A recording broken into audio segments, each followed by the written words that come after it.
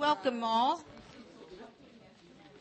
It's a great pleasure to welcome this distinguished audience full of friends and experts that I recognize as we host the co-chairs and several distinguished members of the International Commission on Nuclear Nonproliferation and Disarmament who have met here this weekend, I gather for very long hours, and who are going to brief us this morning on the progress of the Commission and their plans for their further work and their final report. I think many of you know that this is a joint Australian-Japanese initiative launched last fall in September of 2008 and designed to re-energize at a high political level the debate about the need for a nuclear weapons-free world and about the interactions between the many issues involved in nonproliferation, the future of civil nuclear energy, and nuclear disarmament. The Commission's goal is to make a major contribution before the May 2010 meeting of the NPT Review Conference, as well as beyond. The 15 commissioners represent former heads of state, of government, and senior ministers, military and defense strategists, disarmament experts, and the like. It's supported by a high-level international advisory board with research inputs coming from a number, I think 6 or 7, associated research centers, of which Carnegie is very proud to be one. And we have contributed a commissioner as well, Alexei Arbatov from Russia, from our Carnegie Moscow Center in Russia. It strikes me that it is exactly this kind of bridge-building effort between government and the expert community that's going to be needed to break the stalemate concerning the future of the nonproliferation regime. And so I'm particularly eager to hear about the progress the Commission has made so far. We're going to hear from the two co-chairs first. Yoriko Kawaguchi will speak first, and then Gareth Evans. I think that you all have, I hope you all have brief or full bios in your material. Let me just say that Ms. Kawaguchi was Director General of MITI, a Managing Director of Suntory Limited, and then served both as Japan's Environment Minister from 2000-2002 and Foreign Minister from 2002-2004. She's a member of the House of Councillors and chair of the LDP Research Commission on the Environment. Gareth Evans was also had the same two positions, Australia's Resources and Energy Minister in the late 80s and Foreign Minister from 1988 to 1996. He has been president of the International Crisis Group since 2000 and a very active chair and member of a number of international commissions, including the Secretary General's high-level panel on threats, challenges, and change in 2004. We also have with us several of the distinguished commissioners, and we will introduce them as they're given a chance to speak after our two opening remarks. So please join me in welcoming Yoriko Kawaguchi for a few minutes.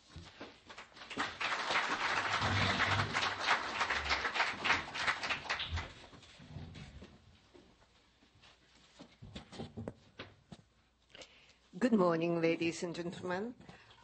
My name is Yoriko Kawaguchi, as was introduced by Jessica Matthews.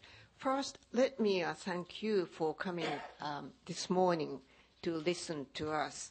Especially today is the first morning since the long weekend. So thank you so much for spending some time with us.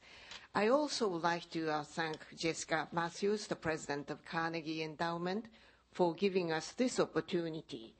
In addition to the work that they do for the Commission as a research institute, one of the 7 and one of the very important ones.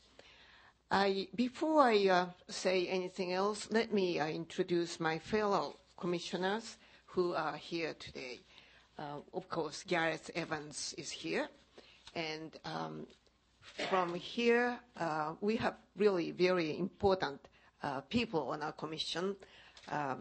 Gro Brundtland, who, of course, you know as a former Norwegian prime minister and also as headed the WHO. And Freni Jinwala from South Africa, who used to chair the house, one of the houses. And also we have Will from Indonesia, who was ambassador in this field. And we have General Karamat. I call him JK. His first name is so difficult, but he's from the military. And we have Shirley Williams from the UK, who is the special advisor to the Prime Minister. I hope I'm right, yes. And General Raghavan from India, who is the advisor to the Commission. And we have John Carlson, who is advisor to our Commission from Australia, and also Martin Letts, who is another advisor, and also whose institute is one of the research associations. She's from Australia. So the whole exercise started out when Australian Foreign Prime Minister Kevin Rudd came to Japan and asked our Prime Minister, at that time Prime Minister Fukuda, if Japan wanted to do this work on non-proliferation and disarmament, nuclear non-proliferation and disarmament, and peaceful uses of nuclear energy with Australia. And of course, Japan has been very eager for the ultimate elimination of nuclear weapons, and we have been submitting the resolution to the United Nations since 1994. And when I was a foreign minister, I started out this Friends of CTBT meeting. So with all the, and of course, I don't have to say that we were the only one country in the whole world which fell victim to the nuclear weapons. So we said, of course, yes. And thus this commission was started with Gareth Evans and myself, co-chair of the meeting. And we have a very good commission, as you just saw. We have a good balance of people from military, from civil, from former government people, area-wise developed countries with nuclear power, developing countries, and may I say, good gender balance. And we have been really talking about disarmament and non-proliferation for a long, long time. But as we all know, things really have not moved much. There have been many good reports. Canberra Commission produced a good report. Tokyo Forum produced a good report on these subjects. And more recently, there is this IAEA report. So many reports have been produced, but not much movement. But we witness these days some change, and we harbor some hope that things really could move this time. There have been 2 papers by Bill Perry, Sam Nunn, George Shultz, and Dr. Kissinger. And also there have been more recently papers by Secretary General of the United Nations, Ban Ki-moon, Foreign Minister of the UK, and German, another gang of 4 or 5 from Germany who used to hold high-ranking positions in Germany. Also, there are, since in the past, we have countries like Iran or Iraq, Iran or no DPRK, who own or who might have an intention to having nuclear weapons. And prior to that, we have some non-NPT countries really acquiring nuclear weapons. And we have 9/11, and people have fear that someday the terrorists or non-state actors might use A-bombs or dirty bomb, something to pursue their purposes. Climate change is a big issue in the global community, and nuclear power generation may be one solution to this because it does not emit any CO2s.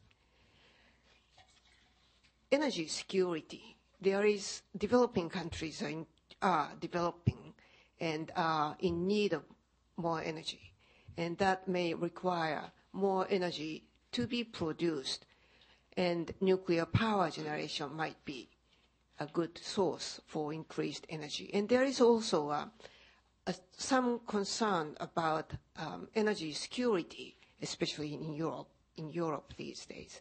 So all these elements combined, we feel that time has changed, and there is more need and perhaps more possibility that we can come up with a good paper which move the world a bit further ahead. We are working on the basically 3 pillars of NPT, nuclear disarmament, nuclear nonproliferation, and also peaceful uses of nuclear energy. There are many, as I said, there have been many good reports without really changing the world. So we hope that we are able to utilize this opportunity to change. And for that, we feel that our report will have to be something which will talk to the politicians, which will make politicians feel that they have to work. And also that should be something easy enough to understand for the public so that they will embrace the thinking and also act accordingly. This is the second meeting that we have.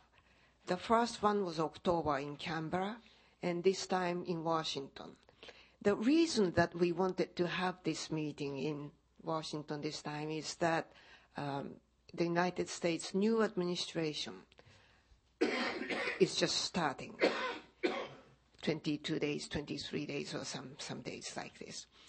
And President Obama, leading up to his election, has been saying that after he becomes the President of the United States, he will change policies. And we certainly welcome the changes that could come. And we were hoping that we would be able to talk to American leadership and hopefully that we can change or influence their thinking in some way. Also, we wanted to get learn from them what their thinkings are on this subject.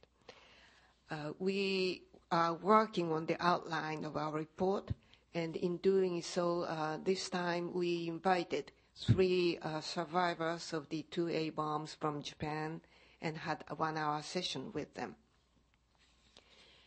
We will we will have 2 more major meetings this year. The third one will be in Moscow in June, and the fourth one will be in Hiroshima in October. We will have 4 regional meetings this year also. We will have one in, let me get the paper out. We will have one in Santiago in early May, another regional meeting for Northeast Asia in Beijing in late May, and also the third regional meeting in South Asia in New Delhi, probably in September, and also in the Middle East in Cairo in October.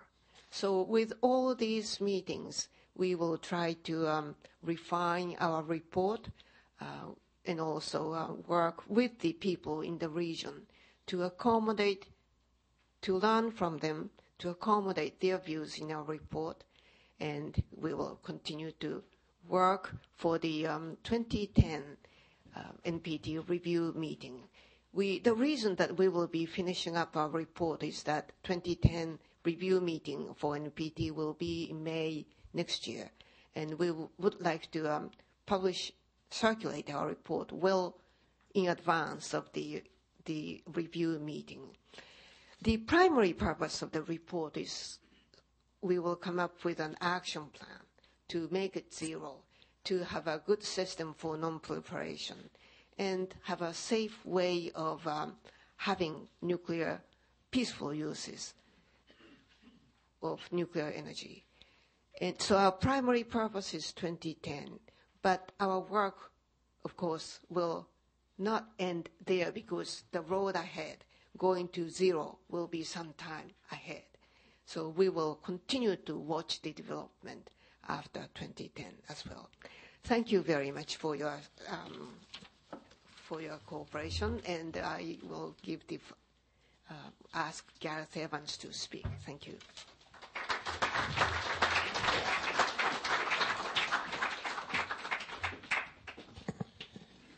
Thank you, Yoriko, and thank you very much to Jessica and her colleagues at Carnegie, in particular our advisor George Perkovich, for bringing together this very distinguished, indeed might I say alarmingly distinguished audience here this morning, with no one more alarmingly distinguished than my old friend and colleague Bob McNamara, who was of course one of the key figures in the Canberra Commission back in '96, apart from the many other contributions he's made to public policy, and it's an absolute delight to see you, Bob, here today. The big question that has to be asked of blue ribbon panels and enterprises of this kind is, what on earth is the value that you're going to add? And that's certainly a question that we asked ourselves right from the beginning of this enterprise. I think the short answer is that the biggest single advantage that this Commission will have as compared with its various predecessors, including Hans Blix's, is its timeliness. The fact that the world does seem to be in a bit of a mood to emerge from the sleepwalk, the period of policy paralysis that we've had for, frankly, most of the last decade, and to genuinely move forward to address this huge problem that the international community still faces. Part of the reason for that change of mood has unquestionably been the intellectual stimulus and the political stimulus that was given by the original Gang of Four papers and their successors, responses that have been generated in Europe and elsewhere. But above all now, the stimulus that's been given by the new Obama administration, which is, as we've certainly found, and as I'll say further in a moment, has been very, very serious, and I think believably serious in its statements about wanting to do something important in this area. So the world, I think, is becoming hungry again for leadership. It's becoming hungry again for ideas, for action plans and so on, and that's a contribution that we can make. I think what else that makes us potentially adding value, apart from just being around at the right time to contribute to this, is a number of other factors. First of all, the global perspective that we will undoubtedly be bringing to this, both in the composition of our Commission, as you've heard, and in the way in which we propose to conduct our proceedings, as you've also heard from Yoriko, over the next few months. Secondly, it will be the comprehensiveness with which we address these issues, which are all interrelated: disarmament, non-proliferation, peaceful uses.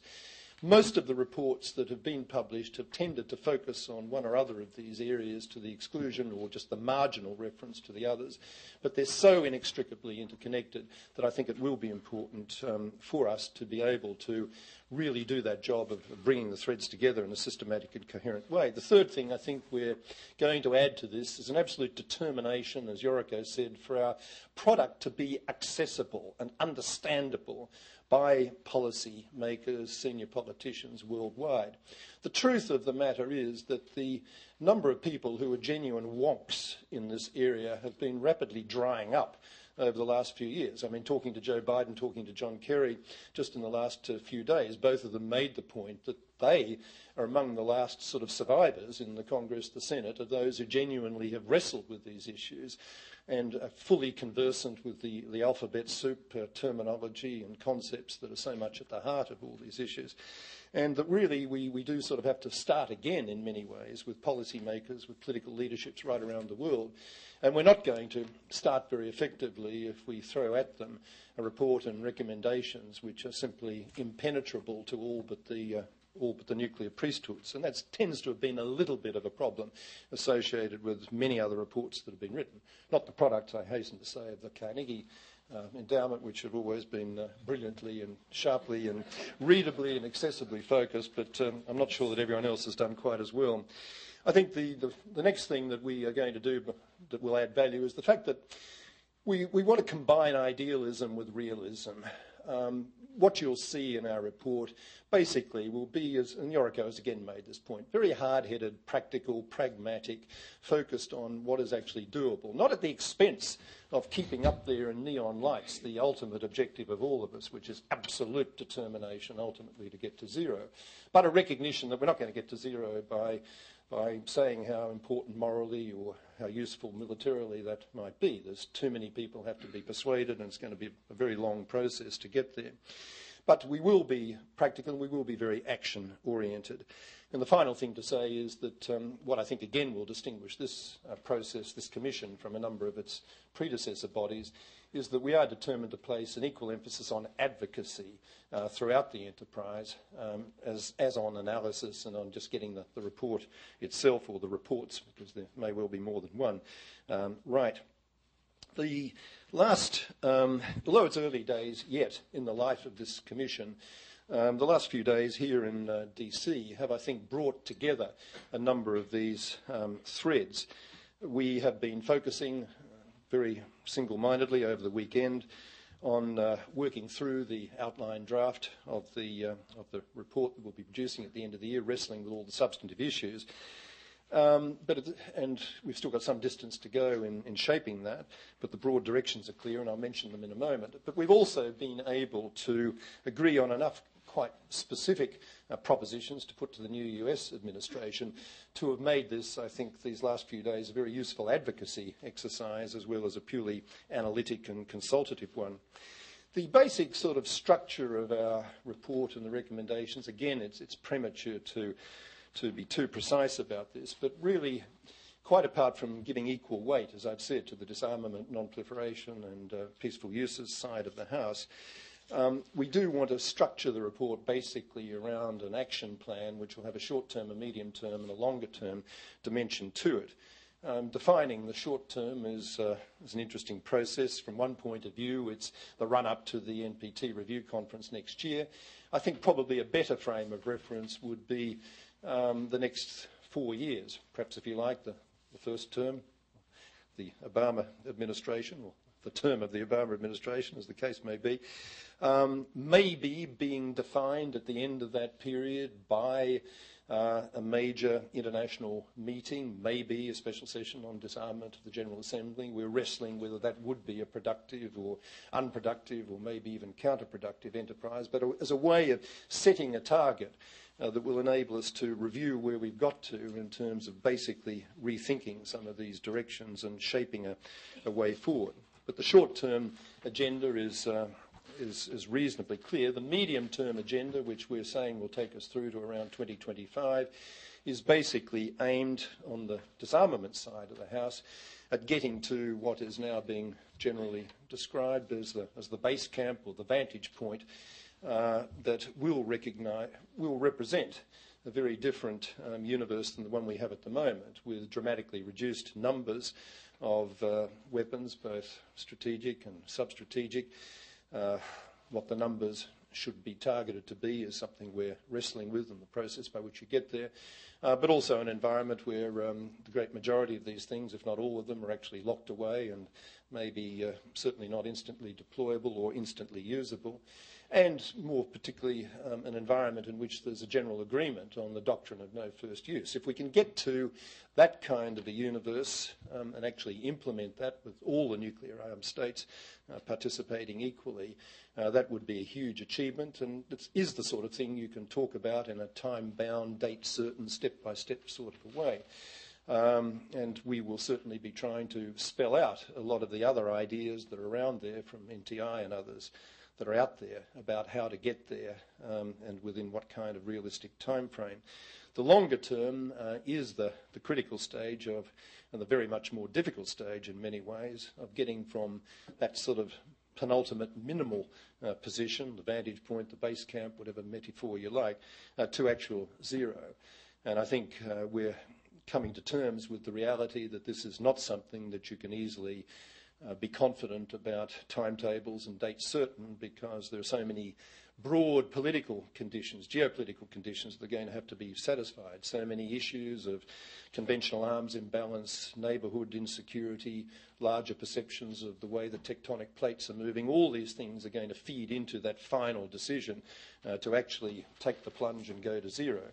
But I think intellectually distinguishing sort of the phase one of getting to the base minimum and the phase two stuff of getting to zero is probably an important distinction to hang on to. It's not one with which a lot of people are comfortable. A lot of people would prefer that zero stays up there in lights and this is articulated as a single continuum process. But that's something we're still talking through. The other thing we are wrestling with is all the sort of the ways in which you might accomplish these various objectives. Is it something that can only be done by essentially top-down or peer group pressure, diplomatic negotiation, or is this a process or a series of processes in which bottom-up civil society action, the kind of mobilisation of global effort that went into things like the Ottawa and Oslo landmines and cluster bombs process, is this the kind of enterprise in which that kind of approach might usefully add value to getting where we all want to be? And there are complex trade-offs involved here, judgments to be made about, again, what's productive, what's unproductive, what's counterproductive. But all of this is squarely on the Commission's plate. We're wrestling with this, and I hope we'll come up with some useful ideas and some useful stimulation for action right across the board. Our advocacy here in Washington has focused very much on the immediate short term, how to change the psychological landscape, how in particular feeding into the NPT review process, US leadership can actually make a difference. We're all familiar with the US non-proliferation agenda, which has been very well developed and articulated over the years of the Bush administration and very vigorously pursued. And nothing that we are saying today, have been saying here in Washington, or will say in our report, will cut across or seek to in any way diminish the necessary force of that effort. All the things we know have to be done in terms of universalising the additional protocol take-up, maybe even going beyond that to develop some AP plus, additional protocol plus mechanisms for verification. That's arguable. Everything that's got to be done in terms of strengthening the compliance disciplines under the NPT, so countries like North Korea and possibly Iran can't shelter within that framework and then cheerfully walk away and become weapon states. We know what that agenda is, and we're very determined to support that and to pursue it. Obviously, again, the specific issues in North Korea and Iran, there might need to be some changes of strategic direction in how those issues are actually tackled, particularly in the case of Iran, which is a subject of much discussion at the moment, and certainly much discussion already on the Commission. But there's no doubt that their objectives, which have been up there in lights with previous administration and will continue, issues about proliferation security initiative and other sort of extracurricular activities or institutions that have evolved, and their role in this scheme of things is again something we're debating. But generally I think the mood of the Commission is to be supportive of all these different sorts of initiatives, including on the counter-terrorism front more specifically as well. But what's been missing? What's been missing in particular from US policy position over the last few years is any kind of serious commitment to doing anything on the Article 6 on the disarmament side of the House, or on those common building blocks for both disarmament and non-proliferation, which are so crucial, in particular CTBT and the Fissile Material Cut-Off Treaty. So what we've done in talking to the administration, and none of this is of course new, all these ideas are out there and very much being debated as we speak, and A number of them have been specifically foreshadowed by administration spokesmen already as commitments of the new administration. But what we basically said is there are 5 initiatives we want the US to take.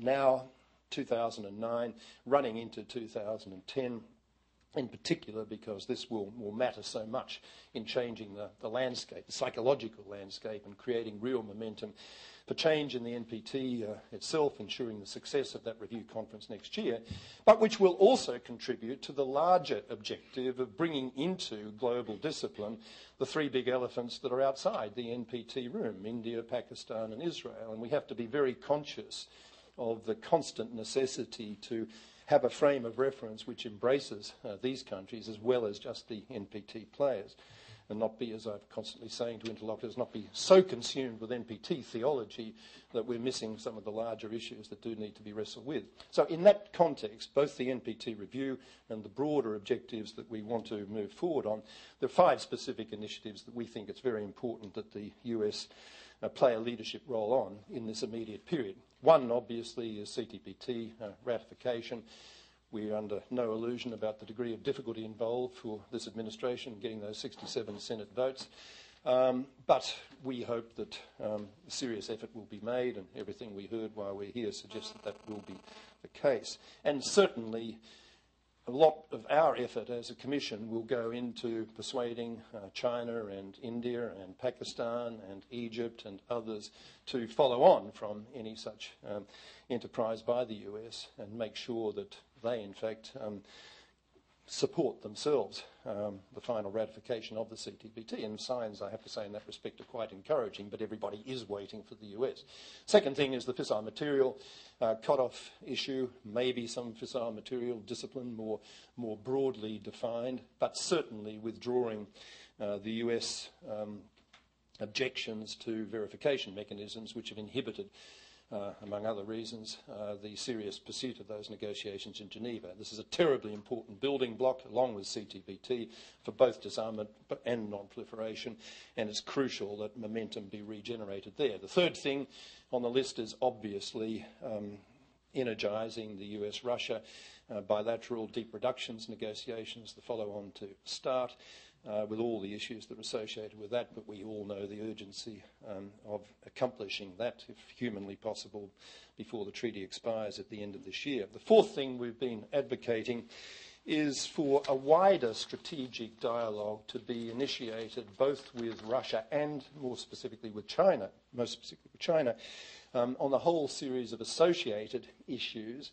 In the case of Russia, which I fear are going to get mixed up with the START follow-on negotiations, but which have their own independent life as issues. Issues, of course, about missile defence, issues about substrategic or tactical weapons, issues about conventional arms imbalance, and issues about how we can find some common ground on moving forward on de-alerting, which is a crucial operational issue if we're going to get serious about making this place a bit safer.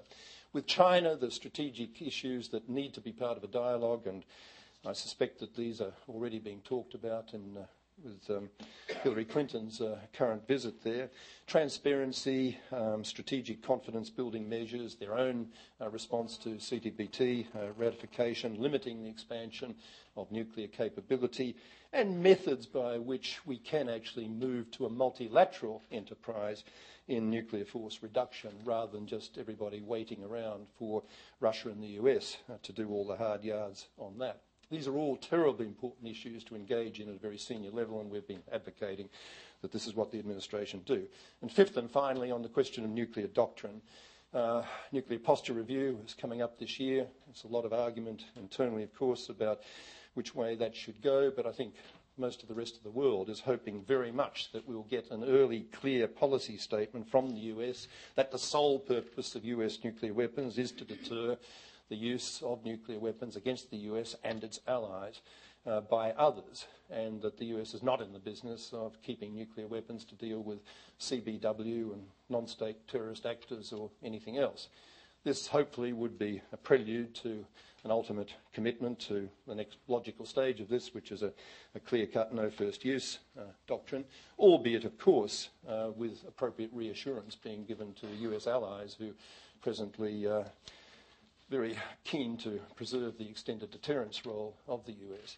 But the doctrinal issue, opinions vary as to how important that is.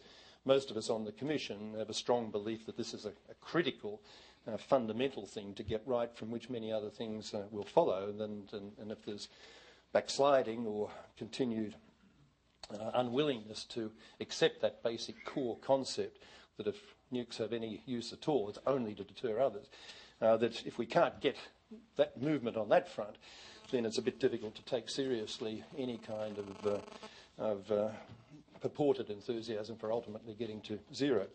In the meetings that we've had with Vice President Biden, with Senator Kerry, with Jim Steinberg at State, with Jim Jones and senior policy people in the NSC, and on the Hill with Howard Berman and John Kerry, without indicating, and I can't, what they specifically said about each of these issues, the short point to make is that we felt as a Commission we were pushing on an open door, that it was a very positive, very warm and interested response on this. People not just going through the motions, but saying, yes, this is a high priority area for everyone in this administration, from President Obama down, and we know that we've got to move across the board in these and related areas. So it was very, very encouraging. The trick, of course, will be to ensure that that general mood is translated into effective, sustained action as other priorities, as other real-world important issues intrude and tend to drive out as the politics of managing the Senate becomes ever more complex. We all know that, how tricky it will be to hold the momentum on this. But certainly as a Commission, we want to do everything we can do from the outside to create and generate the momentum and feed in from the rest of the world information, ideas, analysis, which will hopefully help US policymakers as they go about their task of exercising the leadership that we all, frankly, so badly need. Thank you very much. We'll be very happy to respond now to questions.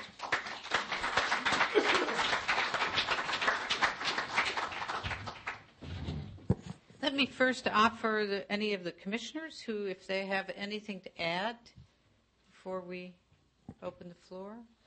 Okay, I also wanted to just to draw your attention to several important Carnegie studies that are out on the table. George Perkovich and James Acton's brilliant Adelphi paper on abolishing nuclear weapons is out there. This week we have published a volume with, I think, 15 or 20 commentaries from around the world on this, starting a debate. And this volume, I think, will be a huge resource for anybody in this field. Also out there is Sharon Squassoni's report, brand new report on nuclear energy in this country, issues relating to security, climate, cost, and proliferation. And a lot of important new stuff in it. And then Steve Schwartz and Deepti Chubey's effort to provide first available numbers, pulling together what we're actually spending on nuclear weapons. It's a little hard to adjust policy till you know where the numbers are, and oddly enough, it hasn't been available in an unclassified form or even pulled together in a classified form. So I also wanted to note that several of the people in this who will be making this policy in the administration are with us this morning, and that's very nice to have. I see Bob Einhorn there, John Wolfstall, former colleague, and it's great to have them with us, so much will be on their shoulders. So let's open to, yes, please.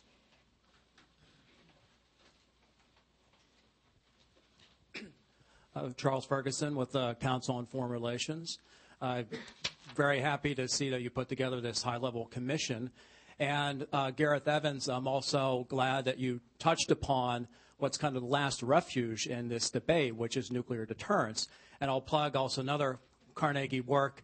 Sharon Squassoni recently did a very good article for Current History on the issue of nuclear disarmament and the renewed debate.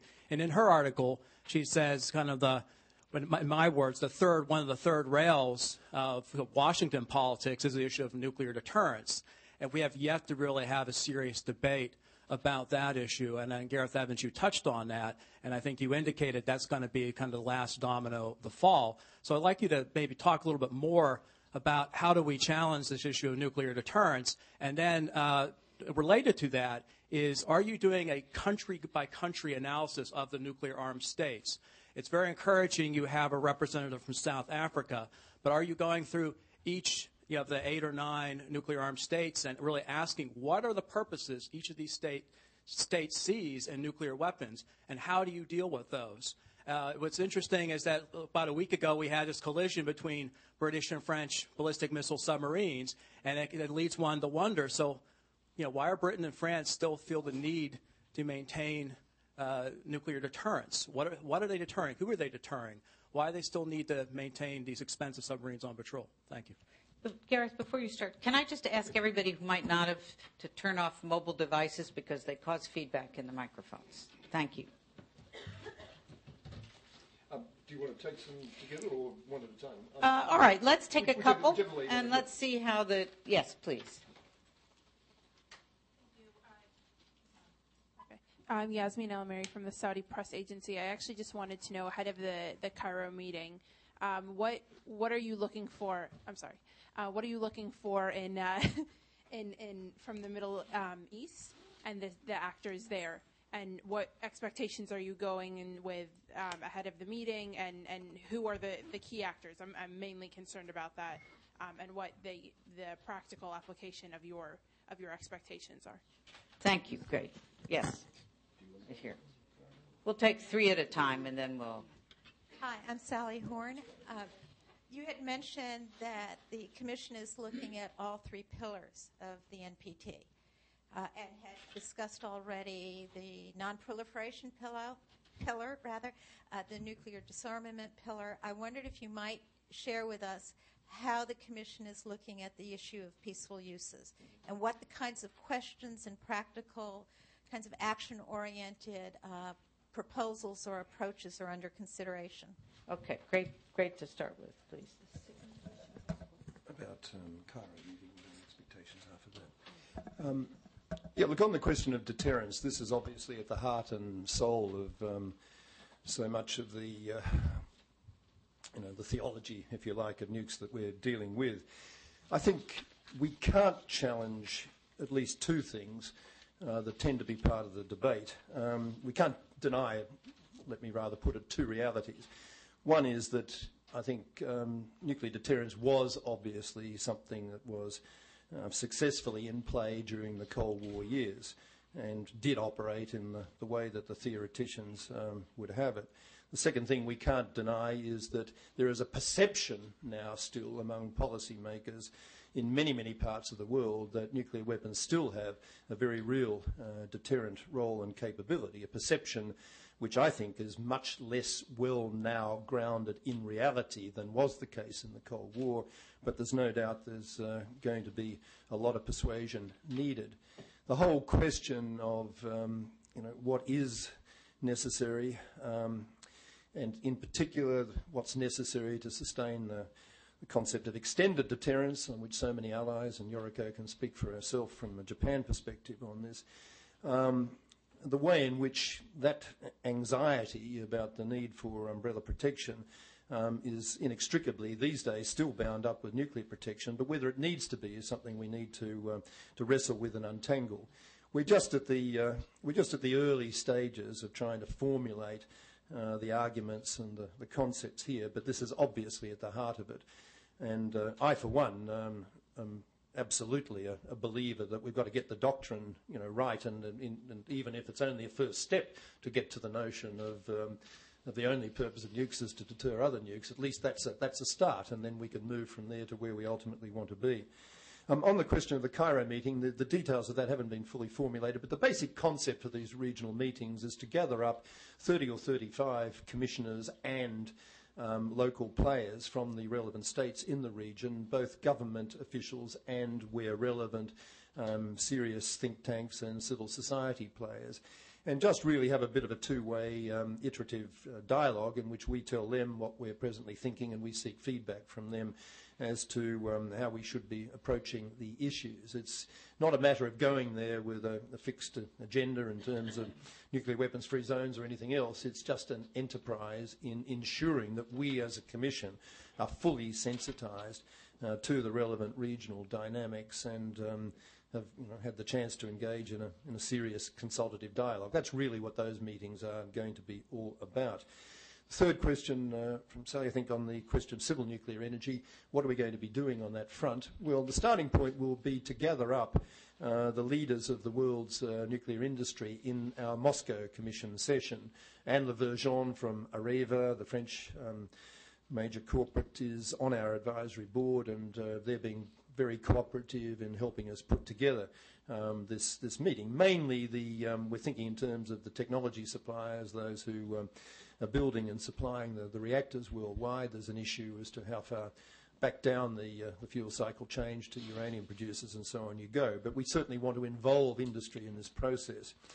The context is, of course, the particular concern that if the civil nuclear renaissance does take off and there is a rapid increase, as has been widely predicted, and as Yoriko said in opening, in response in particular to climate change anxieties, there's a particular concern that the industry do its part to ensure that the proliferation risks associated with that are absolutely minimised. So what we will be discussing, looking at, we've already commissioned papers on proliferation-resistant technology, strategies, ideas which are out there, and the extent to which industry is going to be committed to that. We're also interested in exploring with industry the notion of a code of conduct for industry in the way these issues are approached, not only across the familiar area of safety and the environment and so on, but safeguards and security. They're very real issues, and we think industry needs to be involved. We suspect that the industry part of this, the peaceful, useful parts of this, is going to take a bit longer to bring the threads together than some of the other things, and one of the reasons for the Commission proposing to continue its formal existence well into 2010, at least the middle of 2010, is to enable us more time to perhaps convene a global government industry conference on these issues of the kind that Australia did back in the late 80s on the chemical weapons issue, which was an important element in, as Mike Moody and others will remember, in getting that movement going. So we've got quite a substantial agenda of things we want to pursue on the peaceful side, as well as, of course, the developmental issue of genuinely honouring that part of the NPT bargain and ensuring that those countries that want to get into peaceful energy do have genuine support in getting there. That's all part of the business of bringing an equal non-double standard approach to this. I'm sorry, Yoriko, I hope I haven't breathed too much of your oxygen on this. Do you want to?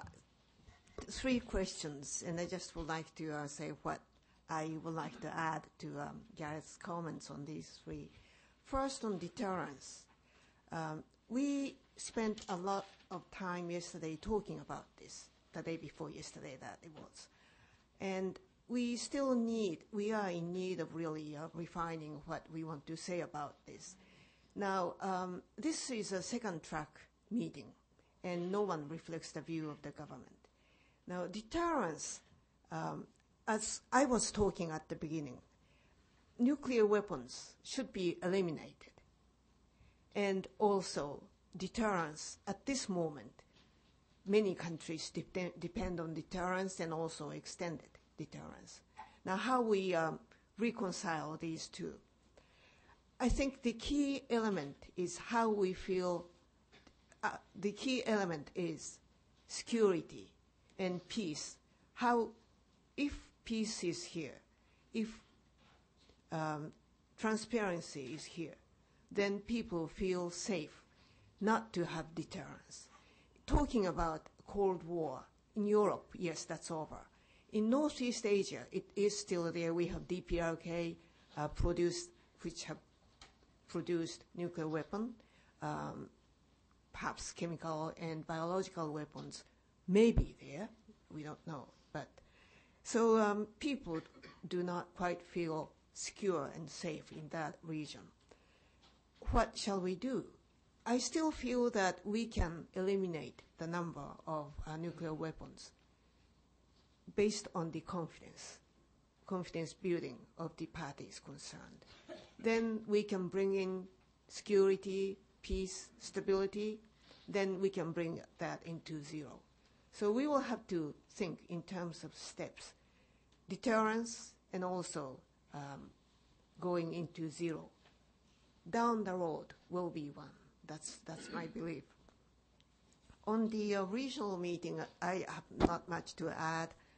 We would like regional views to be in our report, and that's very important. We just cannot think from the top of our head what should be needed to be done in the region. And also, when we think of confidence building or deterrence or going to zero, we do think that regions, especially with some issues to be discussed, should be taken into consideration, and we need to get their views. And also, we do need to do the advocacy work in these regions. Peaceful uses, we feel that we still need to deepen this in this section.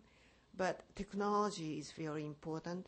Safety, security, and safeguards are also important.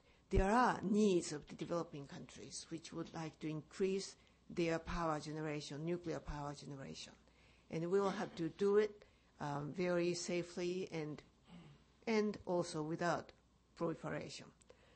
The role of the governments are also very important. We talk about additional protocol, and maybe we need to get countries wanting to have nuclear power generations agree to conclude additional protocol before the countries provide assistance to these countries. Thank you. Just, Jessica, one thing I omitted to respond to Charles Ferguson's question. You said, would we be in the report addressing country by country? I hope so, very much, because I think there's only so far you can go with bland generalisations about these issues. You've got to look at it through the mindsets of the particular players, country by country, region by region. It might be a little bit tricky to get agreement on the Commission about how precisely we write those paragraphs, but that's the present intention, to address those issues very squarely. Bob Einhorn. Hi, I'm Robert McNamara, former Secretary of Defense. I want to say how grateful I am to Jessica for bringing you here and bringing us together. But I also want to say how pessimistic I am. I don't think you've accomplished a damn thing in terms of the U.S. And without the U.S., we'll never move to get rid of these things. And as long as we have them, they're going to be used sometime. As an ex-Secretary of Defense, I absolutely guarantee it. I think we all should understand it. But I also believe there's not a chance of your succeeding without U.S. support. And here, I want Jessica to correct me if I'm wrong, I don't think you have it. I don't think you have it, and I don't think you're going to get it the way you're going about it. I think at a minimum, you've got to have a written support from key U.S. foreign affairs experts and nuclear weapons experts. And that includes Kissinger, Nunn, Perry. There must be a written statement by them. You may say today they're in favor of it. I doubt you're going to get a written statement easily. And without U.S. support, you're not going to move ahead. And I don't think you'll get U.S. support without their written statement. So I urge you to get it. Okay. We have an enormous number of hands, and Bob wanted to add something. Thank you, Jessica. I'm Bob Einhorn from the Center for Strategic and International Studies. I think Bob McNamara is right. It's very important for the U.S. and the other nuclear powers to demonstrate their commitment to nuclear disarmament. But I think the Commission would be missing an opportunity if it didn't emphasize the rights and responsibilities of all countries, including non-nuclear weapon states. Often, non-nuclear weapon states, and especially the non-aligned countries, take the view that we've already done what we're expected to do. We've given up nuclear weapons. We've accepted IAEA safeguards to verify that.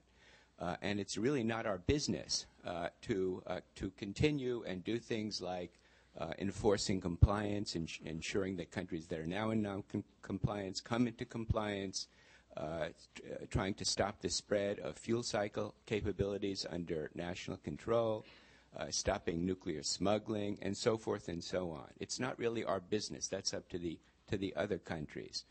Often when we have debates in the United States about what we can do on Article 6, let's ratify the CTBT, let's reduce sharply our nuclear forces. The argument that comes back is, what do we get for it? Do we get the support of countries for stronger sanctions or tougher restrictions on the transfer of enrichment technologies and so forth? And those of us who advocate those steps on Article 6 are kind of at a loss. Empirically, what can you say? Do we have the support of the non-nuclear states for these measures? I think it would be very, very important for the Commission to emphasize this element of it, the responsibilities of all countries and what the non-nuclear states can do. That's not to take away from what you're doing on Article 6 and the United States and other nuclear powers. That's a critical element of it. But you're going to you get a less receptive audience to your pitch on those issues if you can't demonstrate convincingly that the non-nuclear states are prepared to bear a lot of the burden themselves. Thanks, Bob. Yes, in the back. Well, Alton, why don't you do first, then we'll go behind you. Hello? Have you got...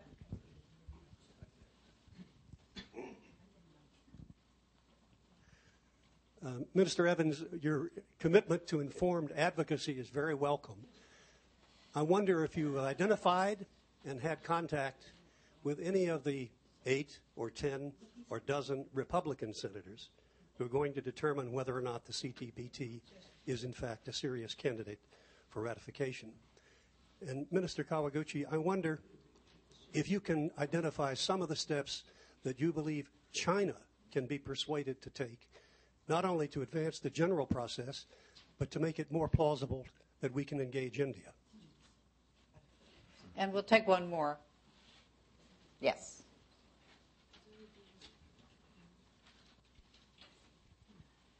I'd like to address the question of U.S. responsibility. I've been in this business 25 years. Every time, from the time of the Eisenhower administration through subsequent 6 administrations. I was a negotiator of the NPT. I was a U.S. coordinator for the first special session on disarmament. That gives you a perspective or a prejudice, one or the other. 2 points I would like to make. One, and ask your response. One is that you've got to give Bob Einhorn more facilities than the present facilities in the government, or all of your efforts are dead. When we negotiated the NPT, we had enough resources in the government. We had the Arms Control Agency at that time. We had enough resources in the government that we were able to have 2 teams continuously negotiating, taking each other's place in Geneva and in Washington and at the UN for 3.5 years. That's absolutely impossible with the arrangements we have in the government today. So you've got to focus somehow on getting the U.S. To create arrangements that will enable us to look at these larger issues. The last time in the U.S. government that anyone looked at the question of general disarmament or nuclear disarmament was when Dean Rusk got upset and asked for what became known as the Crazy Man Project. There has been no effort in the government to look at the long-range efforts. You can't do that without resources. The other is U.S. support. I would hope you got to get the votes in the Senate when you negotiate, and everyone in the government looks at that. And I would hope you can have some regional meetings around the U.S. rather than as well as around the world, because you're going to need that kind of support if you're ever going to make progress. When I was the coordinator for the special session on disarmament, we ended up getting a unanimous statement. It had absolutely no effect upon the U.S. government. And we have to keep that kind of thing in mind. You've got to have support in the U.S. populace if you're going to get U.S. efforts in this field. Thank you. Okay, go ahead, Yoriko. Thank you for all these good questions. First, on the question by Mr. McNamara. And by the way, you were my boss at the time I was working for the World Bank. and it's a bit difficult to talk in front of a former boss. But yes, I think you are quite right. Our Commission's report will not succeed unless the major nuclear powers, like the United States, will embrace the report. And Bill Perry is on our commission as a commissioner. And also 3 others of the Gang of the Four, Sam Nunn, George Schultz, and Dr. Kissinger, are the advisors of our commission. And in fact, in the 2-day meeting we just had, Senator Nunn was nice enough to spend altogether for 1 day, separated in 2 days actually, with us, and he really contributed to the discussion. So we are very much encouraged by the support that we are getting from the United States leadership on this. But can you get a written statement from those 4 people? Kissinger, Perry, Nunn. Well, when we come up with a report, that report is produced with endorsement all the commissioners and also advisors. Even if they and endorse the report, they just said in principle. Yeah, point taken, Bob. In principle, as long as we have those weapons, are going to be used. Yeah. Well, what else? 2, we're in favor of getting rid of them with proper protection. And if they just say that, you're way ahead. Frankly, I don't think they'll say it. I think, well, They have said it. They have said it. In the 2 in writing, in the 2 op-eds. what else we could do with them? Yes. Yes. What else we could do with them? We will talk to them in the future. And next to the next question was about involving all the countries. And just from my viewpoint, I quite agree that everyone, nuclear-armed states, non-nuclear states, China, not only the United States and Russia, but China and other countries, they should all be involved, and also they should all take part in carrying out their own responsibility. Now, in which order we go, we take steps, how we would get these countries involved, that will be in our action plan. And it is important that we get all the countries in the world involved. No, everyone is responsible. No one can escape their responsibility.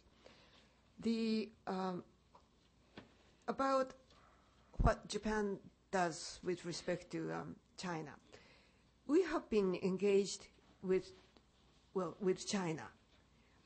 We have a dialogue. In fact, just recently, the heads of the states of 3 countries, Prime Minister of Japan, President of China, and ROK, we had a meeting in Japan in which we talked about the regional issues, in which, of course, this disarmament issue and increasing transparency issue, they were talked about, and they put out a statement regarding this. I am not going into the details. So we are working on China, with China and other countries, and of course we are involved in a 6-party talk on the issue in DPRK.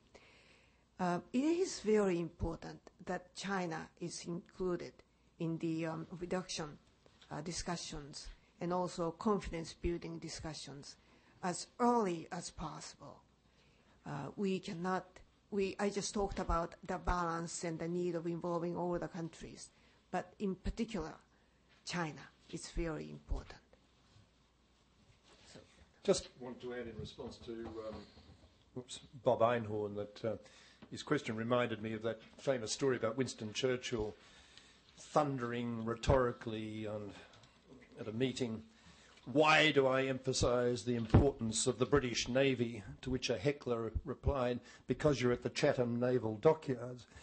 And the reason we're emphasising the particular role of the US while we are here, and I did so this morning, is simply because we're in the US and because that leadership is obviously going to be so crucial to moving this forward.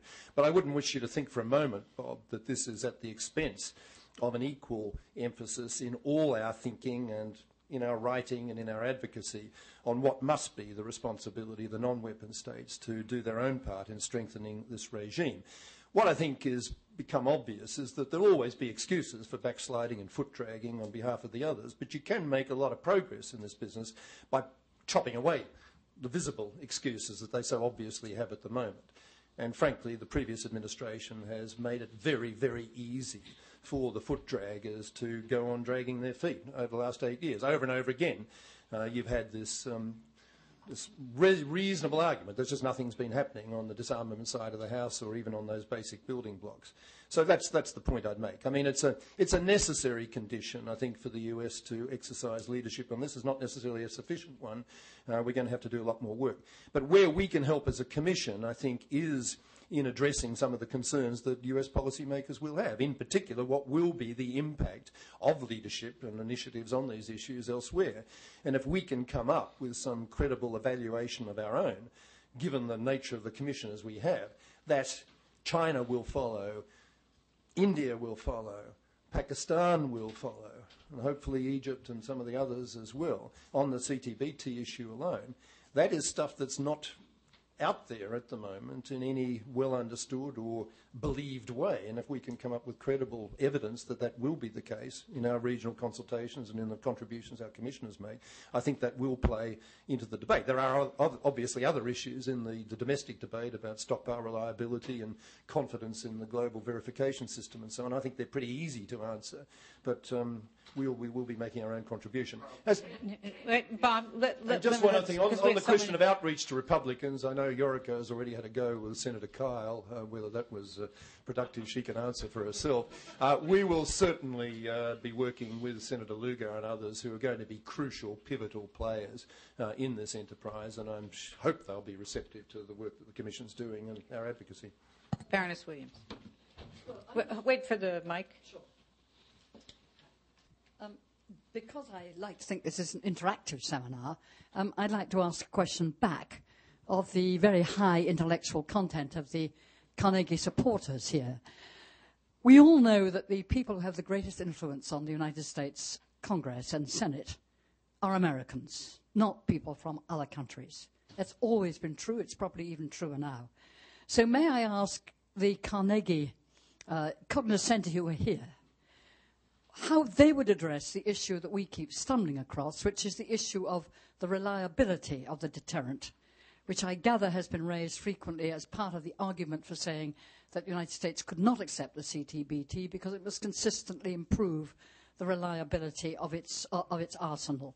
And I ask that because Carnegie is in a much better position to answer that and also to directly address it when it speaks to the senators who might trip up the whole of the CTBT ratification, if they could give us their advice on that point, which is really very important. Hold on one second. George, are you still there? You're going to have to play, I think, the role of cognoscenti. I'm supposed to just be a moderator. I'll give my opinion on it. I'll fake it. And there are a bunch of other people here who could speak to this, to the very good question that Baroness asked better than I. But I think there are a couple of answers, Baroness, that you'll see in the process of preparing the ratification approach, which is, for example, the National Academy of Sciences or other bodies either within our weapons laboratories or affiliated with our weapons laboratories or of scientific veterans of our laboratories who will speak to the ways in which we already and have for the last 17 years been validating the reliability of the arsenal without explosive testing. And in fact, that stockpile does get certified every year for its reliability. And I think there are plenty of views within the laboratories that say that they can continue that process. But we will have a mechanism in leading up to and during the ratification discussion where that will be addressed by very competent scientific people. That process, that debate was abbreviated or underdeveloped in 1999 when the ratification failed. And so I don't think that mistake will be made again this time. And then also I think in terms of the ratification process, something that Bob Einhorn said is very, very important, which is to say this has to be placed in the context of the trade-offs. In other words, clarifying what are the costs of the U.S. to not ratifying in terms of other objectives that the U.S. has and clarifying what those costs are, and also what are the benefits of ratification. And that was what Bob was alluding to, and where people here will make arguments about the benefits of ratification, but those arguments would be much strengthened by an understanding of what other countries would do to strengthen the nonproliferation process if the U.S. ratifies, and including the issue that the Commission discussed and that was alluded to by Gareth, of if the U.S. ratifies, will the other states that are necessary to ratify for the treaty to go into force, will that be done? And I think that's a part of the process of reassurance. But the short answer to your question is that there will be a mobilization of scientific and technical expertise that will address this question of reliability. I hope that answers. Surely that on the short answer is, at least it isn't, that on a technical basis, this is a red herring and can be shown to be so. But what's in many people's minds is whether we will have a sufficient cadre of nuclear technical people, engineers, a nuclear support establishment if we sign CTB. I think that for many people and for many people also see the specter of zero rather than the testing issue. But I think, George has said a mistake was made on this last time that won't be repeated, and the technical case is vastly stronger now. Okay, I think we're going to have to let me just ask people to be a little briefer because there are a zillion questions. We'll start 1, 2, 3. So, yeah. David Culp with the Friends Committee on National Legislation. Both of you emphasize regional consultations, which I think is very good. Are you going to take the opportunity to consult with Iranian leadership in this process? Okay. Yes, right. Yeah. Thank you. Dieter Detke, Georgetown University. Question for Gareth Evans. You mentioned that one of the proposals of the Commission might be to invite India, Pakistan, and Israel to become members of the nuclear club. And that sounds like good realism, and we all might agree, but give us a little more thought and reflection about the consequences. Isn't the real consequence of that step to an invitation for others who can build nuclear weapons to take the short route, the short access to great power status and build a weapon to become a member of the club? Can you talk about that a little more? Thank you. Thank you. Great question. Yeah, yellow sweater. Yeah, go ahead. Hi, I'm Dan Horner, reporter from Platts, and I wanted to also ask about the peaceful uses element. You had mentioned something along the lines of the universalizing the additional protocol, and that's been mentioned before. I was wondering, is your focus then on ensuring peaceful use of nuclear energy, safe peaceful use of nuclear energy, focused on the non-weapon states, or are you also contemplating some kind of constraints on the nuclear power or fuel cycle programs of the countries that already have enrichment and reprocessing technologies? And secondly, you also mentioned proliferation resistance. Can you just elaborate a little bit on what you mean by that? At least in the U.S., the last couple of years, that's sort of been a reference to alternative forms of spent fuel reprocessing. Is that what you're contemplating, or did you mean something else? Thanks. Okay. On the question of consulting with the Iranians, we'll certainly be inviting them to the regional meeting, and I hope they will be participants.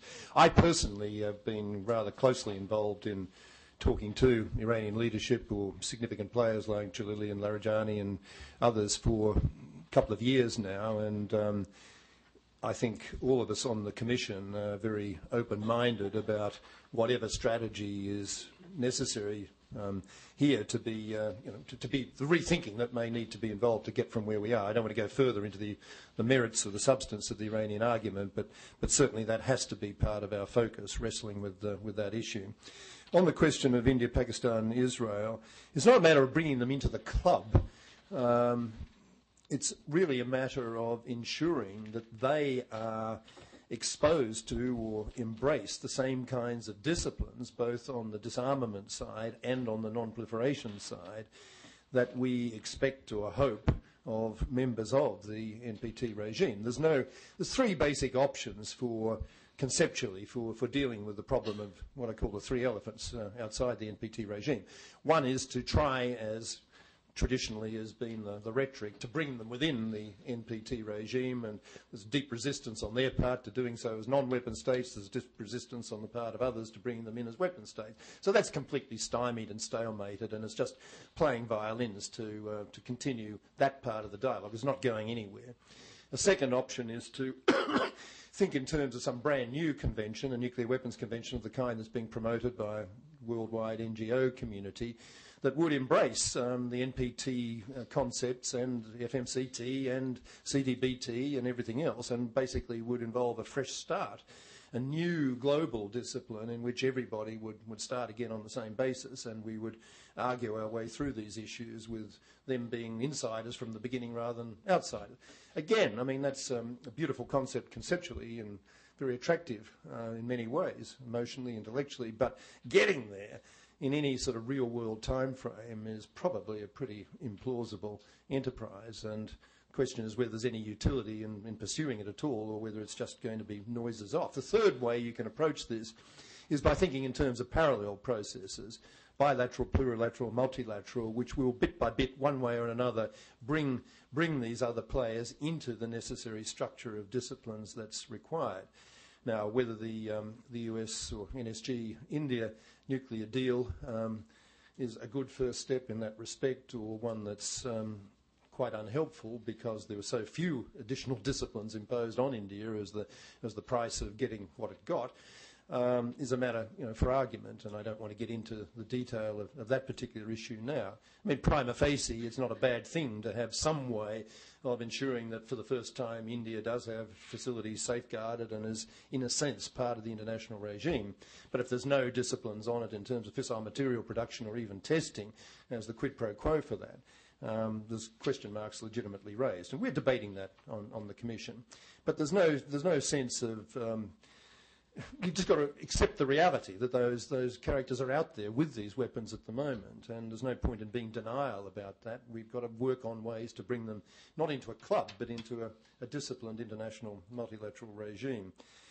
In terms of what we actually mean by proliferation-resistant technology and all of that stuff, we've got pages and pages of technical papers in front of us on closed cycles and God knows what else, which I'm still wrestling myself, getting my head around. But and I don't want to try and divert. We have one of the world's living experts on this matter standing in the front row, and he'll regale us for at least 45 minutes if we give him the floor on this. But I mean, there's a clear sort of agenda. I mean, we're talking about institutional disciplines, but we're also talking about technical disciplines that would dramatically reduce the amount of potential weapons material that's out there. And it's very much part of our thinking to try to find ways of getting the industry cooperative in advancing those strategies. I don't want to say any more than that. It's a very general response, I know, but we are going to be working on the detail very much. Not much more to add, but except a few words. I would like to emphasize that we are not inviting these three countries to the club. I think we should be very careful that whoever owns the nuclear weapons are treated better than other countries.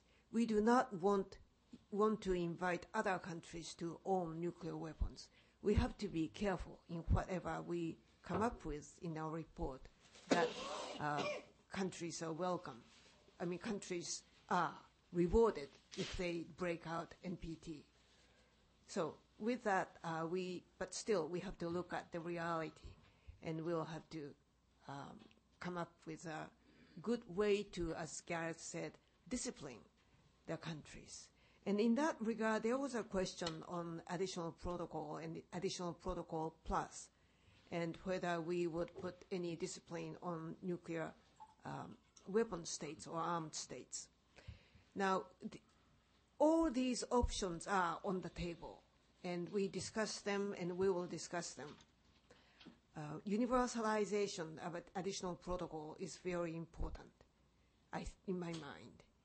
And yet, we do have to emphasize disarmament element, and that strike out a good balance is very important. And if we are going to make it to a zero, there will be no production of fissile materials.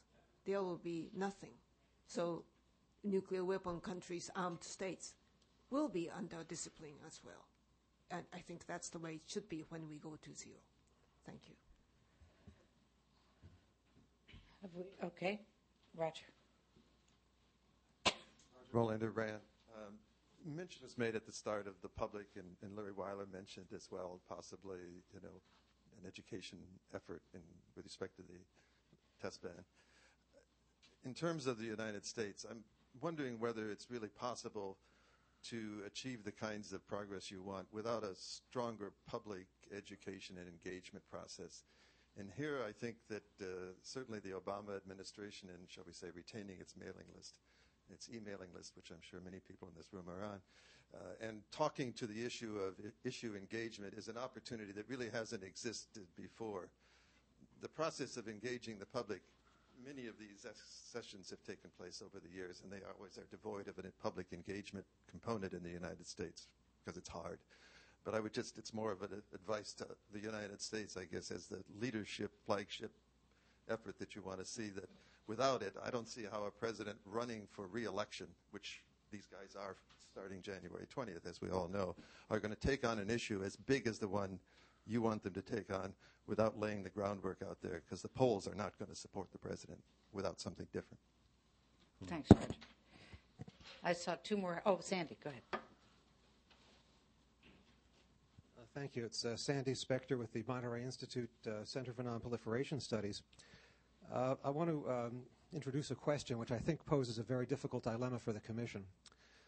When you spoke earlier about the wider strategic dialogue on issues associated with nuclear weapons, such as missile defenses, de-alerting tactical nuclear weapons, and strategic arms imbalances, I think there's another very glaring imbalance that we have to think about at least, and that's the imbalance in the biological weapon capabilities of some countries.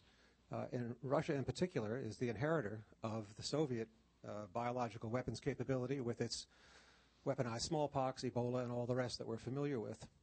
So if one does not address this issue in some fashion, one leaves a world, in a sense, free of nuclear weapons, but leaves this potential capability in the hands of this one country and perhaps in other countries as well.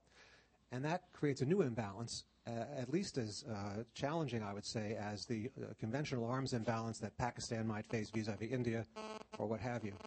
But the difficulty is to acknowledge the issue means that somehow nuclear weapons have a role to play in dealing with it. And that's something I think we're trying to avoid saying. That is to say that there is no nuclear deterrent role for no deterrent role for nuclear weapons in these other settings. So I just wondered, how do you, what are you thinking about the biological weapons threat, and how does the Commission imagine addressing it? Great questions today. Any others? Yes. Hello, Chris Lindborg with the British American Security Information Council. As you probably know, NATO's 60th anniversary summit is coming up at the beginning of April, and I'm just wondering what role, if any, the upcoming review of NATO's strategic concept, specifically the review of NATO's strategic and nuclear posture we'll have in the run-up to the NPT 2010 review conference. Thank you. Okay. Okay. Where you go? NATO. Yeah. Go ahead. Thank you for good questions. First, on public education, I quite agree. I couldn't agree with you more on the importance of public education on this. In Japan, we stress public education on be it climate change or be it nuclear weapons. And without that, in any democratic world, government will not get the support of the public, and it's very important. I don't know how much resources are spent in America on public education on these matters. I do hope that America will spend more resources in this, and even in Japan, I would like Japanese government to spend more on education in these matters. On the biological and chemical weapons and its relation to deterrence, that is a very important point. And the short answer to that is that we are still discussing deterrence. Now, the United States government under Bush said that nuclear weapon is a deterrence to biological and chemical weapons as well. This is really the question that we have to ask, whether it is the deterrence or not, whether we can have some other means to deter these weapons. And so it's a theoretical question and also realistic question, political question. On the theory front, we will have to work on this. And also, in realistic terms, as I was saying earlier, we will have to make the world safe for the people living in each region to feel safe in order to disperse or dispel the role of nuclear weapons as deterrence. You are right in saying that we should not say anything about nuclear weapons having any positive role. I mean, that impression we should avoid. So we will have to discuss this, and my sense is that we will find something which, other than nuclear weapons, which could be deterrent to these weapons. And in the first place, these weapons should not be held by any country. We have treaty, ideally speaking.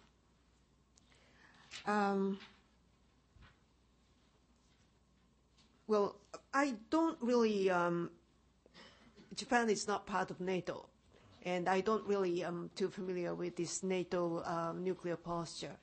Other than to say that if we agree to the zero, making it zero, then that includes everyone, NATO or in East Asia as well. So the safety should prevail. The sense that people feel safe is important. Confidence building is the key. Just quickly, if I might, on public education, particularly in the United States, I mean, I think one of the big problems, of course, worldwide is that the nuclear disarmament campaign has been pretty marginalised in recent decades and seen as pretty much the province of the hairy socks and sandals brigade and the poor limp characters holding placards outside the White House for the last 30 years. What we've got to do is somehow mainstream this again. And what I like very much about Bruce Blair's Global Zero enterprise, which is controversial, I suppose, in some ways in terms of the larger policy debate, but the core notion of a big film, based on the Al Gore kind of model, getting out there in the public domain and really getting people sensitised to the scale of the risks and the threats that we're confronting here and what we need to do about it. I think that kind of popularisation of the issues is going to be fantastically important, both in the US and indeed worldwide, and I think we should be very supportive of those strategies. Biological weapons and the threat posed by them is something the Blix Commission addressed in a lot of detail. It's a hell of a difficult issue to wrestle with, as most of you know, because even if people got enthusiastic about verification, which the US was not, in terms of the formal structure of that convention, it's a very, very difficult area to get verification going because of the small-scale nature of so much of the stuff that can be produced, the institutional backup you need to produce this stuff. And at least as much emphasis, I think, in the minds of policymakers is on defensive strategies, with public health reactions and so on, as it can be on other ways of addressing this issue. But, I mean, there's still an ongoing debate within the Commission about the appropriateness of having nukes up there as a deterrent to this. I think the overwhelming sentiment within the Commission would be that it's not going to help us get to zero or to maintain momentum on this, to have some residual nostalgia for the utility of nukes in dealing with these kinds of problems, because surely we have the conventional capability to respond to this, and it's very difficult to believe, I find it personally very difficult to believe, that nukes have any utility at all in this context. But it's a debate that's still ongoing in the context of extended deterrence, and we're going to have it.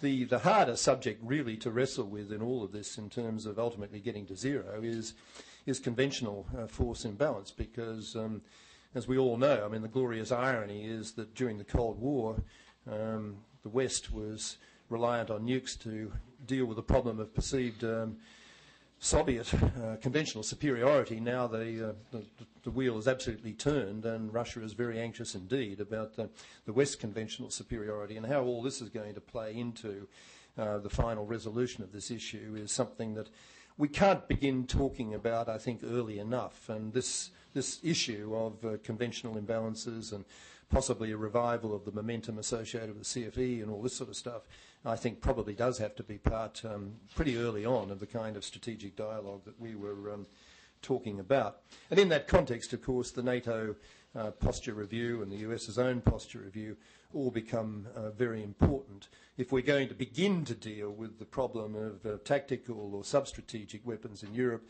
I mean, everybody's got to take a deep breath and once and for all get rid of those weapons on the NATO side, the 400 or so airdrop bombs that are lying around the landscape and of no particular utility, but nobody's got around to agreeing to remove. And this, of course, gives the Russians plenty of excuse to keep their own tactical or sub-strategic arsenal intact. All of these issues have got to come into play, as well as, of course, the larger issues as to, you know, the existential role of NATO, and whether it's about containing the beast from the east or whether it's actually capable of ultimately embracing the said beast in a new collective security arrangement.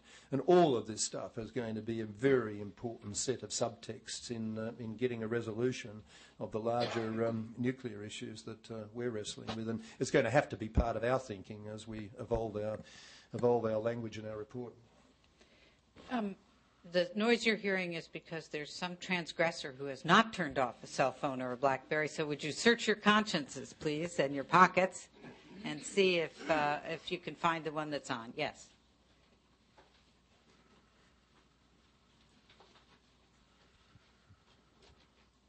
I'm Carl Stoiber. I currently chair the Nuclear Security Working Group of the International Nuclear Law Association, and I'm wondering, since some have said that the subnational threat is every bit as difficult and important as the national threat that you've talked about, to what extent is the Commission going to be addressing nuclear security issues in terms of terrorism, nuclear development by subnational bodies?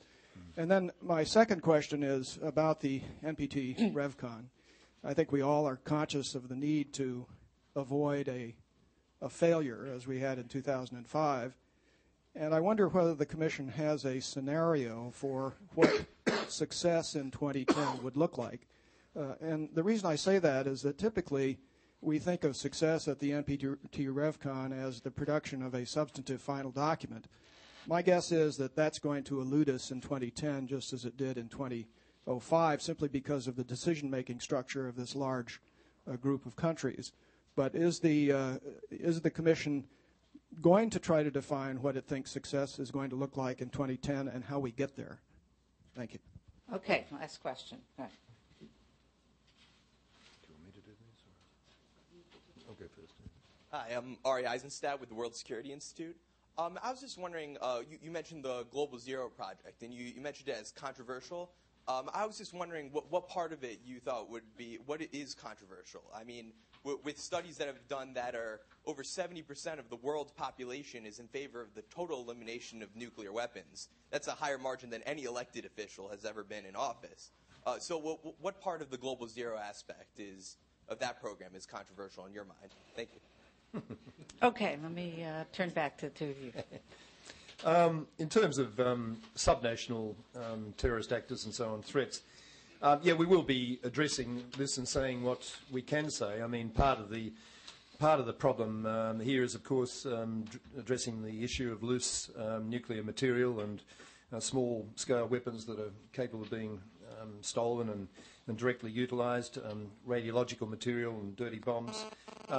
So all of those sort of strategies which are out there as part of the response to potential terrorist use, along with the whole way in which the non-proliferation agenda generally plays in support of the strategies to deal with this, non-proliferation disarmament agendas. I mean, all of that we will be addressing. Whether we'll come up with any brand new ideas or initiatives that will add value to what is a pretty well-trodden debate, I'm not sure in this particular area, but it'll certainly be part of what we say. In terms of the 2010 NPT review conference, and we're thinking very hard at the moment about what kind of sort of package of proposals, resolutions could go forward with some chance of success, being sort of equally balanced both on the disarmament side of the House and in terms of what we want to achieve with non-proliferation objectives. Part of the sort of thing that we're debating internally at the moment would be the utility of trying to craft a new consensus basic document, which might be called the new nuclear consensus, something like that, which would be a revision and an updating of the 13 steps of 2000, which gave us all, I think, some confidence back then that things were going to move forward, but that fell in a very big hole, as we all know, in 2005. Some of the specific language in those 13 steps is now a bit outdated, and there is a case for recrafting and reshaping it. But the core elements and the core commitments on both sides that are involved in that would make that an important seminal document, I think, and certainly, if it could be agreed, an important outcome of the 2010 review conference. And we're thinking of a document that could be crafted and structured in such a way that there could be buy-in to that, not just from the NPT membership, but from those countries presently standing outside it in terms of the basic principles that are involved. So that's some of the thinking that's going into it. But what we heard very loud and clear from the US administration people we spoke to was a plea that we come up as a commission with very specific ideas of what would most usefully play in terms of getting a positive outcome, or at the very least a non-negative outcome from that review conference next May. In terms of Global Zero, I'm just stating the obvious point that there are some who think that there is great utility in hanging your hat on the final zero outcome and really not being too patient with notions of way stations or base camps and all the rest of it, but just get zero up in lights. Think of it as a single continuum strategy to get there. Put dates certain or target dates up there to get there, and just go hell for leather to get that basic message across. There's a little bit of a difference between those who say that's the best way to do this and those who say, well, there's other ways of advancing this, and if our basic constituency is other governments who are very neurotic and neuralgic about actually getting to zero, but maybe much less neurotic about getting to some sort of basic minimum in terms of numbers and associated doctrine and lock-up strategies and all the rest of it.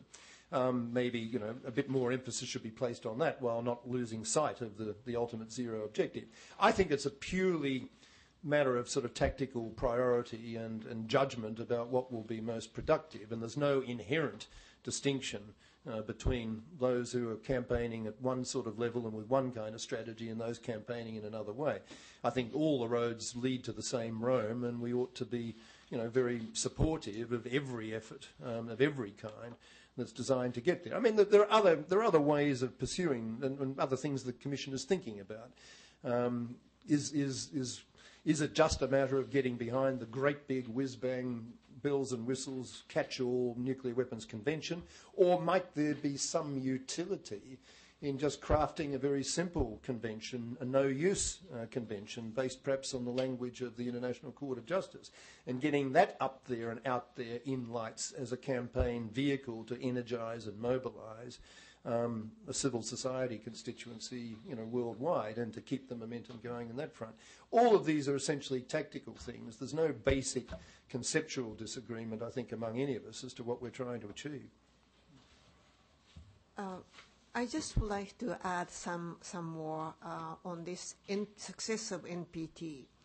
I think a lot depends on what we will have accomplished by May 2010. Whether there is some movement to start FMCT negotiations, for instance, or whether some movement toward the conclusion of CTBT, or whether the United States and Russia will have concluded the follow-up treaty to start one, which will expire at the end of this year, or whether a serious dialogue started with Russia, China, and other countries in this field. So much depends on what we will have done by then. And if there is good atmosphere, then we will not spend much time talking about procedural matters as we did in 2005. There was agreed 13 steps for action. And maybe we can endorse that, or we can add some more steps or some new steps. There are many things we would be able to do. But the important thing is the move leading toward 2010 review meeting. And we hope that our Commission's work will contribute that process. And of course, a lot depends on the United States policy. About the global zero, I think it is very good that there will be more groups, more organizations talking about elimination. We are looking at the same mountaintop. We may be climbing up mountains using different climb routes, but there are many ways, and it's good that the debates will take place as to how we would get there. Everyone who is working for that is our friends, our comrades. And I welcome more and more groups to discuss this so that the international global community's opinion will change, will be influenced. I welcome all the efforts toward that. Thank you. Let me just offer one thought in closing. It's really to the large issue that Bob Einhorn raised and that several others have picked up on. Some years ago at Carnegie, several of us sat down to try to write a study how you would do a comprehensive reform of the issues in this domain. And when we sat back to read what we'd written, the core idea leapt out at us and was captured in the title, and the title was Universal Compliance. And that study, although originally done some years ago, was updated, and I commend it to the Commission because I think it is still a very valuable piece of work. It is clear that substantial progress down the road we're all traveling does require a set of actions by the nuclear weapon states and a set of actions by the non-nuclear weapon states and a set of accompanying responsibilities on both sides that in this current sort of polarized moment is very, very difficult to talk about. All of that said, the first step for the United States almost certainly ratification of the CTBT. And Roger and Alton and others who know what the votes are like on the Senate have pointed out the difficulties of what it will take to get there.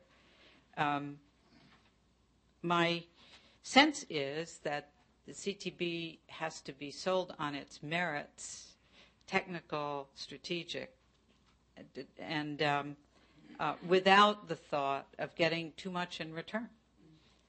This is almost like an entry ticket to a performance. Doesn't get you a seat, just gets you in the door.